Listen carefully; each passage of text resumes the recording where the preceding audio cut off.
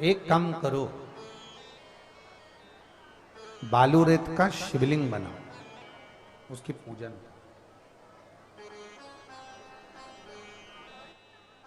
शिवलिंग की जो पूजन होती है, भगवान शंकर की जो शिवलिंग का पूजन है, वो साधारण नहीं।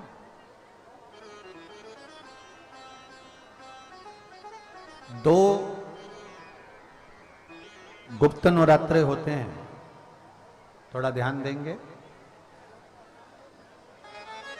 दो गुप्त नवरात्रे होते हैं।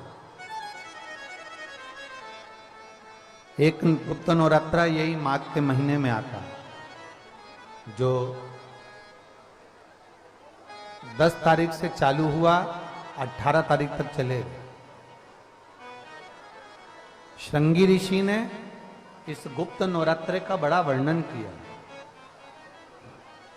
श्रृंगी बाबा ने इस गुप्त नवरात्रे के बारे में बहुत कुछ बताया, बहुत कुछ।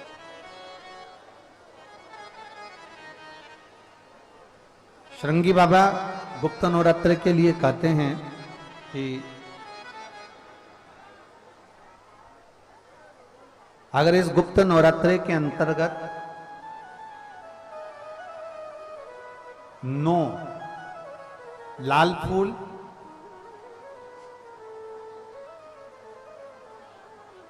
और 5 श्वेत पुष्प, ये दोनों, लोग कहते हैं गुप्त नवरात्रे में हम देवी की आराधना करें, गुप्त नवरात्रे में हम भगवान की आराधना करें, पर शिव महापुराण की कथा कर रही है, भगवान शंकर का चरित्र कथा है।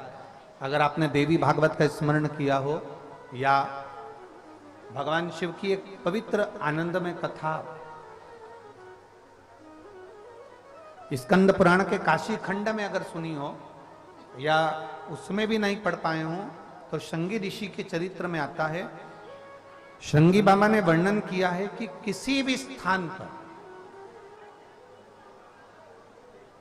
किसी भी स्थान पर यदि हमारे घर में 2 शिवलिंग है, नहीं है, तो किसी अपने घर के गमले में, बगीचे में 2 पार्थिव लिंग का निर्माण करें। 2 पार्थिव लिंग,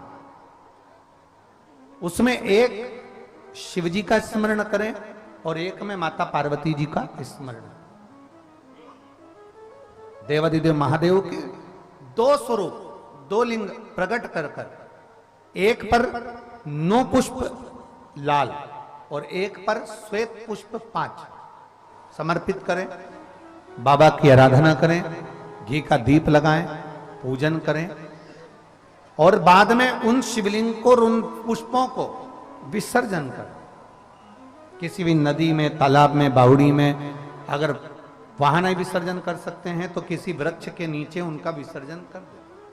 पर ये नवरात्रे, ये जो गुप्त नवरात्रे हैं, इस माघ महीने में जो गुप्त नवरात्रे आती है, इसी के अंतर्गत इसका पूजन है। एक बार हमने पहले वर्णन किया था, जिसके यहाँ संतान नहीं होती उसके लिए भी पहले जो आषाढ़ के महीने में जो गुप्त नवरात्रे आते हैं उसका स्मरण कराया था, और इसका एक पत्र यहाँ पर भी है।